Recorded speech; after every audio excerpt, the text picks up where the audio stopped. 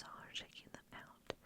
I heard Miss Minchin say to Miss Amelia that her clothes were so grand that they were ridiculous for a child. My mamma says that children should be dressed simply. She has got one of those petticoats on now. I saw it when she sat down. She has silk stockings on, whispered Jessie, bending over her geography also.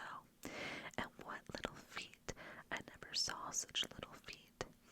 Oh, sniffed Lavinia spitefully. That is the way her slippers are made. My mamma says that even big feet can be made to look small if you have a clever shoemaker. I don't think she's pretty at all. Her eyes are such a queer color.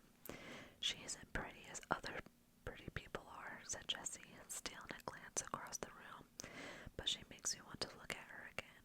She has tremendously long eyelashes, but her eyes are almost green. Sarah was sitting quietly in her seat, waiting to be told what to do. She had been placed near Miss Minchin's desk. She was not abashed at all by the many pairs of eyes watching her. She was interested and looked back quietly at the children who looked at her. She wondered what they were thinking of, and if they liked Miss Minchin, and if they cared for their lessons, and if any of them had a papa at all like her own. She had had a long talk with Emily about her papa that morning. He is on the sea now, Emily, she had said. We must be very great friends to each other and tell each other things. Emily, look at me. You have the nicest eyes I ever saw, but I wish you could speak. She was a child full of imaginings and whimsical thoughts, and one of her fancies was that there would be a great deal of comfort in even pretending that Emily was alive and really heard and understood. After Mariette had dressed her in her dark blue schoolroom frock and tied her hair with a dark blue ribbon, she went to Emily, who sat in a chair of her own, and gave her a book. You can read that while I'm downstairs, she said, and seeing Mariette looking at her curiously, she spoke to her with a serious face. What I believe about dolls, she said, is that they can do things they will not let us know about. Perhaps, really, Emily can read, and talk, and walk, but she'll only do it when people are out of the room. That is her secret. You see, if people knew that dolls could do things, they would make them work. So perhaps they have promised each other to keep it a secret. If you stay in the room, Emily will just sit there and stare, but if you go out, she'll begin to read, perhaps, or go and look out the window. Then, if she heard either of us coming, she would just run back and jump into her chair and pretend she had been there all the time. Comme elle est drôle, Mariette said to her, and when she went downstairs, she told the head housemaid about it.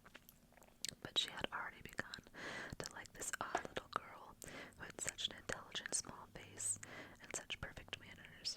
She had taken care of children before who were not so polite. Sarah was a very polite little person and had a gentle, appreciative way of saying, "If you please, Mariette, thank you, Mariette," which was very charming. Mariette told the head housemaid that she thanked her as if she was thanking a lady. Elle a l'air d'une princesse, cette petite, she said. Indeed, she was very much pleased with her new little mistress, and liked her place greatly. After Sarah had sat in her seat in the schoolroom for a few minutes, being looked at by the pupils, Miss Minchin rapped in a dignified manner upon her desk. Young ladies, she said, I wish to introduce you to your new companion. All the little girls rose in their places, and Sarah also rose also. I shall expect you all to be very agreeable to Miss Crewe. She has just come to us from a great distance, in fact, from India. As soon as lessons are over, you must make each other's acquaintance. The pupils bowed ceremoniously, and Sarah made a little curtsy, and then they sat down and looked at each other again. Sarah, said Miss Minchin in her schoolroom manner, come here to me. She had taken a book from the desk and was turning over its leaves. Sarah went to her politely. As your papa has engaged a French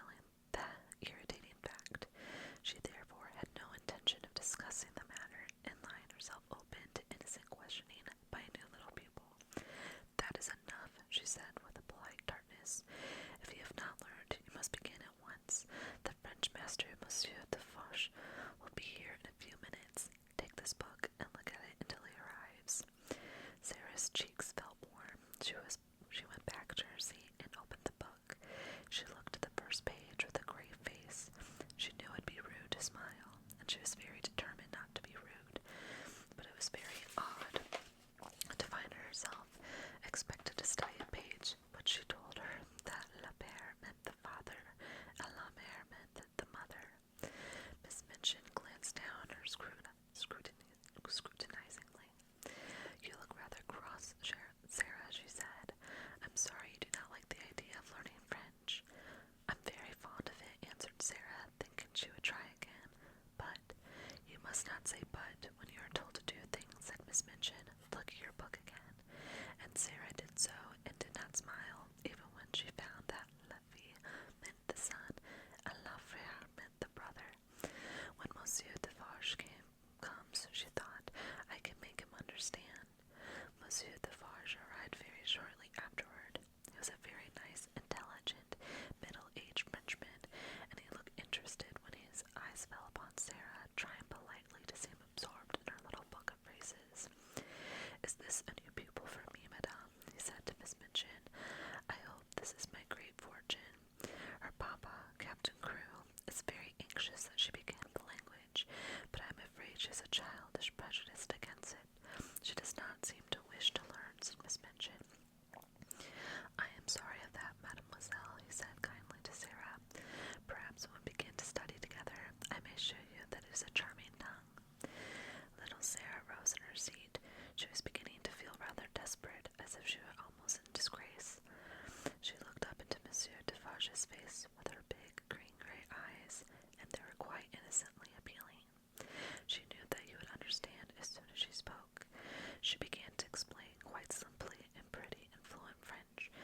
Madame had not understood. She had not learned French exactly, not out of books, but her papa and other people had always spoken it to her, and she had read it and written it as she had read and written English. Her papa loved it, and she loved it because he did. Her dear mamma, who had died when she was born, had been French. She would be glad to learn anything Monsieur would teach her, but what she had tried to explain to Madame was that she already knew the words in this book, and she held out the little book of phrases. When she began to speak, Miss Minchin started quite violently and sat staring at her over her eyeglasses, almost indignantly, until she had finished. Monsieur Defarge began to smile, and his smile was one of the great pleasure. To hear this pretty childish voice speaking his own language so simply and charmingly made him feel almost as if he were in a native land, which in dark, foggy days in London sometimes seemed worlds away. When she had finished, he took the phrase book from her with a look almost affectionate, but he spoke to Miss Minchin. Ah, madame, there is not much I can